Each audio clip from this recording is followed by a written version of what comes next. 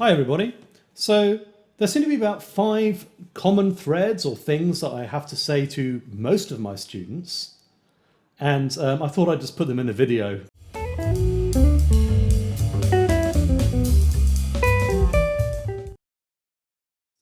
Often jazz has a reputation for being really about music theory, and as a result players often learn all the theory and then come into lessons sort of not sure how to put it together. So I often ask them, how many songs do you know? What song would you like to play? And they don't know any tunes, stuff like that. So I would say jazz is no different from any other form of music in which, by which I mean the music should come first. So that means really using your ears to check it out. And I understand it's really intimidating for a lot of people. So there's an easy way into it. And when I sort of teach students, I would start not by asking them to transcribe a whole solo, but just saying, can you work out this, there's this kind of Lester Young riff or something, or maybe a little simple line, something like that, for instance, rather than asking them, can you transcribe a whole Charlie Parker solo from scratch, which is obviously a tremendously intimidating thing, even for experienced transcribers, So I think people get, a very sort of rarefied idea of what transcription is from watching, Instagram or YouTube videos where people perfectly play solos that they've worked out by ear from records, along with the record perfectly note for note. And I would argue that perhaps that's not even that useful a practice exercise even when you become more accomplished. But certainly at the beginning level, that's beyond the bounds of possibility. So it's important to start with something you can actually do. So simple licks, simple tunes, especially melodies of songs, because, you have to play tunes, right? I mean, jazz is a repertoire just as every other form of music does. And then the theory can follow on afterwards. And by learning songs, by learning melodies, you can make yourself useful, okay? It might be hard to work out things like chords at first. So what I would suggest doing is maybe looking at common sources would be, the Real Book and iReal, looking at chord changes from tune to tune and seeing if you can start to spot familiar patterns, okay? And that can form the first start of your kind of theoretical understanding of chord progressions. And also, from a very practical point of view, it can help you decide what chord progressions are most common and therefore which you should practice over the most, okay? As well as helping you memorize songs and memorize the chord progressions to songs and eventually hear the chord progressions to songs, okay? The last thing, which is a little bit less obvious, is actually listening can be really good for your technique. So if you hear a player who's absolutely burning and you work out all their stuff note for note, you're going to hear what they're playing a lot better, and you may actually find yourself playing a bit more like them. It's a really interesting phenomenon because a lot of the music that goes on, a lot of the technique is actually in here. Like people try to play fast, don't play fast because they're thinking about it as being fast. Whereas somebody who listens to, some, crazy like lick on a record and works it out painstakingly note by note and understands the rhythm and everything is going to hear it in their heads and then have a much better chance of being able to play it on their instrument. This is an interesting phenomenon if you've not experienced it. I just note that some of the most technically impressive guitar players who are around, so I'm thinking now of people like, obviously Steve Vai, Joe Satriani in the rock world, Alan Holdsworth in sort of fusion world, Guthrie Govan. Many of these players, in fact, all of those players started off really by being transcribers, and part of their work was transcribing. I remember when Guthrie Govan was transcribing for Guitar Techniques magazine, for instance. So that's an example from the rock world, but I mean, actually, at Satriani's case, he studied with Lenny Tristano, and Lenny Tristano is a big guru in the jazz world for education, and Tristano is all about singing the solos. Again, trying to get that mental impression of the music in your head before you play it. And this is true for any style of music. I don't care what you play, whether be it like country, jazz, folk, progressive metal, some kind of other music, maybe Middle Eastern music. You have to learn how to hear quarter tones to play Middle Eastern music. It doesn't matter.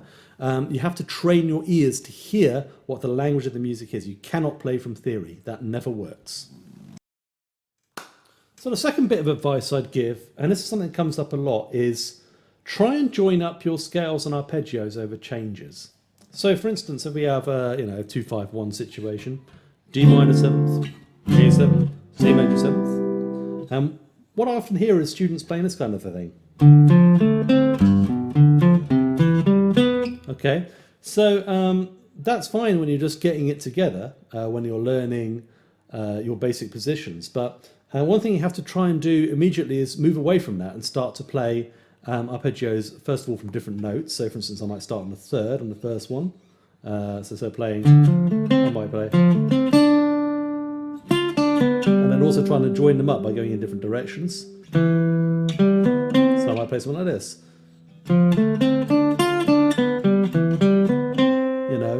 Or just joining them up by, very often, semitones and tones is one of the best ways to do it. So that, for instance, sounds nice because I've got that semitone link, and even though I'm going up to the fifth, that allows the ear to latch onto the voice leading from chord to chord. And I find, like, very often when I start to bring in alterations and things, it's often just to actually make the voice leading work. So, for instance, if I'm playing this kind of a thing, sorry, then I will use a flat 9 there to actually get me into that C major chord. So, okay. So things like that are really important. The same is also true of scales. Is maybe if I have a D minor and then I have a G7 alt with an altered scale going to C major. So the way I should practice that really is, instead of going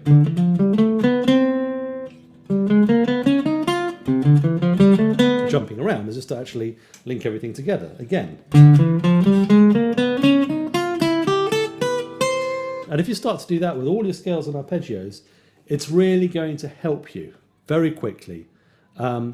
Now, things like the Barry Harris added note rules are a more complex way of being able to outline the changes a bit more clearly in your scale playing. I'd advise most players to really get a handle on arpeggios. I think scales are good too, but arpeggios and chord tones are one of the most important things. In fact, I prefer the name chord tone because I feel arpeggios, really suggest that kind of down, up, up, down sort of playing. And actually, very often it's better to jump around.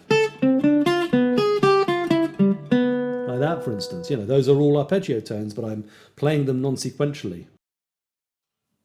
So the third big thing I find myself often telling students is to do with feel. And I think there's a big problem in education, which is that everybody, when they start to play more swing-based music, is told to dot their eighth notes, by which I mean make them long, short, long, short, long, short. And if you're not careful, that can come up with this kind of sound like this kind of thing.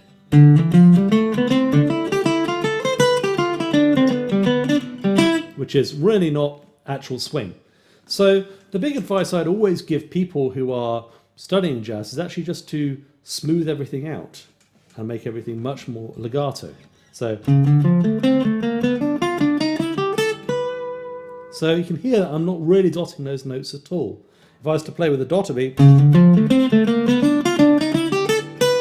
well, if I'm playing without a dot, there is a swing feel in there. There is an inequality, probably, if I listen back, but it's not something I'm doing consciously, and it's subtle. The main thing, actually, that you want to do in order to get used to playing more swingingly, I think, is to practice accenting your upbeat. So, for instance, if you're playing a G7 scale, a G mixolydian, so 1 and 2 and 3 and 4 and 1 and 2 and 3 and 4, and that will give you more control over how to sort of accent your line. There's a tendency, I think, with most people who haven't come from a musical culture like Brazilian music or something, or maybe from New Orleans or somewhere like that, have a tendency to accent the downbeat over the upbeat. So by learning to accent the upbeat, you can learn to counter that and learn to bring the upbeat more in line with the downbeat. But definitely straighten everything out, keep it smooth, and don't try to swing. I think those are the most important things I can advise most people for improving their swing feel. Don't abandon the melody when you take a solo. Obviously, that kind of means that you have to learn the melody first, and that's, for us guitarists, maybe a little bit lower down on our list of priorities than we might ideally want. But if you play a melody and you vary it a little bit, then that can give you a really strong framework for being able to work out solos. And I would advise listening to any of the great horn players as a masterclass on how to do this. For instance, it's very interesting if you listen to Bird with Strings, which I know is not really a cool Charlie Parker album because everybody wants to hear him with the small band situation and the strings are a bit syrupy and Hollywoody and everything else. But it really gives you an opportunity to home in on what Charlie Parker is doing with a melody. So when he plays something like Stella by Starlight, he's playing the melody, but he's also embellishing it a lot. Another master at this is John Coltrane, of course, who probably learnt it from listening to Johnny Hodges with the Ellington Band, who is probably one of the greatest musicians to do that of all time. And, through him I hear players like Kurt Rosenwinkel in the guitar world doing this a lot. Kurt, I would say, is one of the most horn-like jazz guitar players. And I hear a lot of Coltrane in his playing. So certainly learn to embellish. And, of course, Peter Bernstein is famous for telling student jazz guitarists off for abandoning the melody in their soloing too quickly. Certainly, even if you're unsure of your ability to improvise, being able to play on the melody is always a safe bet. And you can always add in your little licks and arpeggios and scales and passing tones and rhythmic displacements and things as a way of getting away from simply playing the melody but putting your own stamp on it. And the more you vary it, the more you can get towards what you might hear as being pure improvisation, but actually it always has that structure and coherency to it because it's based on something very musically logical, the melody of the song. The fourth thing is perhaps even controversial among some people, and I would suggest simply don't feel the need to always improvise. And this might seem like a very odd thing to say, because certainly if you're anything like me, the reason why you might have got interested in jazz is because of the freedom that you have to improvise. But actually improvisation is sometimes, improvisation is a process. A purist improvisation we might think of as being able to make up music spontaneously in the moment. Well, we don't try to learn a language such as French or German or Spanish by starting by improvising, right? We learn a few stock phrases such as, can you tell me the way to the station? Can I have a beer, please? Goodbye, hello, how are you feeling? That kind of thing. We learn all of those phrases before we then sit down and start to internalize. Well, I mean, actually, the best way to learn language is, of course, to actually go and live in the country, right? And then immerse yourself in it. But we might also learn grammar and idiom and everything else. Grammar is analogous to music theory. Idiom is much like, those bebop licks that you might learn from a book or from the omnibook or from a record, right? And those basic phrases that you might learn, either your teacher might teach them to you, or you might learn them from records. They might be simpler lines by simpler players such as Chet Baker or Grant Green or, any of those sort of simpler musicians, Jim Hall. And then you learn those and you learn to use them, and then you get more and more phrases, and then after a while you start to become fluent. And so at that point you start to find your own voice. Tunes are like topics of conversation. So it's like, what shall we talk about? What shall we talk about today? Let's talk about Stella by Starlight. Sometimes that discussion might be, very smooth and, comfortable. And sometimes it might be a bit of an argument, And I find that all sorts of mental windows start to open up when I start to think about music, less as being like, just, okay, here's a bunch of notes, here's a bunch of rhythms, but I start to think about it as being a form of human communication. And it brings all these things in, like community and the social aspect of the music, which are really terribly important. And I think totally overlooked by the jazz education literature. I always, by the way, make a separation between the jazz education literature, which I think is, reflects a very small part of what it is to be a jazz musician. I always separate it out from the actual practice of jazz educators. And experienced jazz educators, some of whom you can see on YouTube, will basically tell you the same thing that I'm telling you now. So in that regard, I think often when we teach students who are starting off to make up their own music in the spirit of the moment, just like kind of be completely spontaneous, all of that is really unfair because you have to teach them something to say first. Otherwise it's just, noodling. And I suppose some students are happy to noodle. I certainly was. I was always an inveterate noodler. Anybody who knows me will tell you that. Perhaps guitarists are more like that, but certainly somebody who might have spent all their life so far playing cello in an orchestra is very confused by that. And I think we could improve jazz education a lot if we just focused a little bit more on the music and gave people options to do with the music and taught them a few phrases that he could use here and there. Melody is certainly an important aspect of that, rather than sort of saying, day one, here's a big fat load of information about chord scales, go off and have fun, which doesn't suit everyone. Anyway, that kind of takes me back to point one, by the way, which is we should always preference the music over the theory. Anyway, I hope you found it useful. Let me know any comments you have below, any reflections, anything you think I've missed out. I'd love to hear from you. Thanks for watching.